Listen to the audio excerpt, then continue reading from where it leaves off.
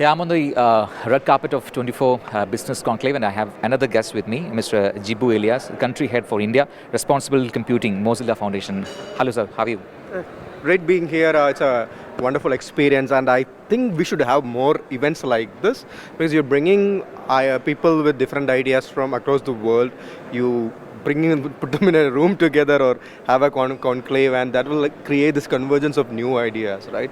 So I think I hope this should be a beginning of more to come. Yeah, we're also hopeful that. Yeah. And the session you had just now, that's all about AI and its possibilities. And how do you feel about the sessions you had and the discussions over there? Yeah, I mean, I think I knew many of them in the panel, and it brought a different everybody brought a different section of perspective, right? Like Anup sir brought it from a startup perspective, Ashok sir, who was with NASCOM Foundation, where I was also in NASCOM during that same day, we brought a different perspective. So it's quite interesting how same problems, a single problem or a single question can be perceived from different dimensions, and that's how you find the better way to solve it, right? And in this age, we need to have more conversations around AI. First of all, there's a big fear factor. Secondly, there's a lot of snake oil salesmen out there. So I think it is essential that we need to have this kind of discussion. And to speak about the sessions overall, I was attending the one before also. That was also a very insightful session on IPO, right? Yeah, I mean, there are a lot of things I didn't know, even though I am regularly participating in the market, buying equity, but I never knew many of these dynamics behind the stage. So that was very amazing.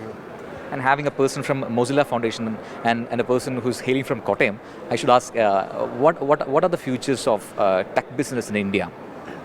Well, it's about, see, tech industry in general is undergoing a large shift. Like I said, the IT boom in India was pretty much happened because the big companies in US and Europe were offshoring those jobs, right? It was about saving money. Like I said, right, I think 2 years back I had an opportunity to interview Jensen Huang, and he said, Jibu, everybody's going to be a coder now. It doesn't matter you are sitting in California or anywhere. So till now there is this clusters like in Silicon Valley or Bangalore where you had more advanced expertise. Now what is happening is there is this interesting article I read where a former football player from Poland created a startup of his own without a software engineer. It's helping fundraising for the football teams. So he understood, as a footballer, he understood a problem in that sector. He thought about it, and since he couldn't have a resource to hire a startup team, he figured out AI and used AI to create the whole thing.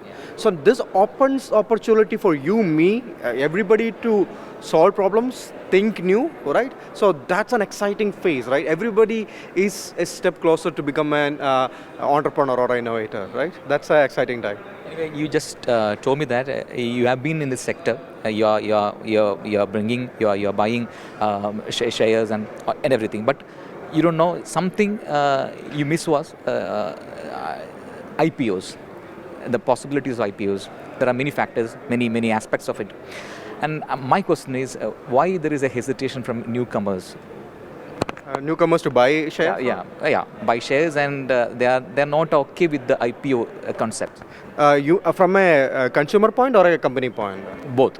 So I think, we still have the Indian share market, I keep selling, is like less than 5% or 6% of India's economy still, right? The people who are participating in it. So first of all, why I'm asking that, people from the other side, I mean other countries, they are coming here, they are investing here, and to them, I think the Indian markets are, it feels like more alluring.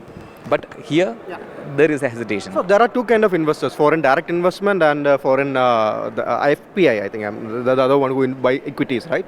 So if you look, for example, look at government of Singapore. Do you know how much stock they owns in India's market? I was going through their portfolio the other day to copy their strategy, but I think it comes to the fact that there is a huge economic divide between India's layers of economic sections, right? The middle class itself is shrinking, as some people are saying. So that's one thing. Secondly, the old generation with whom the money is still, right? Let's say your parents, my parents, they are still very conservative in their manner. Their way of investing is to put it in land, gold, or FDs. And the people who wants to take risk is you, me, or the Gen Z or Gen Alpha who don't have any money with them. So this is creating this paradox, right? And the whole idea of jobs, the job market is also transitioning. For example, in September, the finance ministry brought out a review on the labor market, right? And it is citing AI as one of the reasons for the economic slowdown. You can read it. I was also shocked that the government itself came and said AI is a reason for slowdown. So if that is happening, and that's why the job market is getting disrupted. So we have people like the CEO of L&D and saying you should work 90 hours. The whole idea of the labor, the people who will have a steady income is decreasing. Right? And like, look, my parents built a house, right? Raised 2 kids, had a car, all with the same job most of their time. But it's not possible right now. So that's another aspect, right? And we are also drawn into a lot of conspicuous spending. Right? People are spending beyond their means to have social equity and other things. So there are so many values, so many factors there. And but in reality, countries like Singapore, US, they are taking money out of our markets and they are going. They are taking out also. That both things are happening, right? So for example, there are. So if you look at the numbers, we had the total record of investment happening in the last month or something, the foreign investment. At the same time, a lot of left. So what happening? It's not just the money coming from foreign companies that's leaving. The Indian companies are taking money out to invest outside. So that's create a, how do I say? I mean, it's not an area of my expertise. So that kind of negate the whole FDI in India in all. So this is a lot of factors are there. Trump's presidency is a factor. How the changing currency valuation is a factor, and finally the rise of Vietnam and Thailand. You can't ignore that, right? The lot of factories from China is moving there, so it could be numerous factors. One thing I realized is that there's not always one factor. There will be a set of things that make something happen. Keeping all this in mind, by conducting these conclaves with sessions like IPOs and AI possibilities, how do you feel about it? And what if we are ready to do more conclaves like this? We should have more. I think we should have more, expert sessions, more conclaves. See, fundamentally, it's about how you do this knowledge transfer. How can you simplify things, right, for the people, for the general public, so that they will understand what is happening and they can make a informed decision. So I think we should have more like this, and maybe more participation from general public. Maybe that can happen through broadcasting, that can happen through more open spaces. So I think it's important.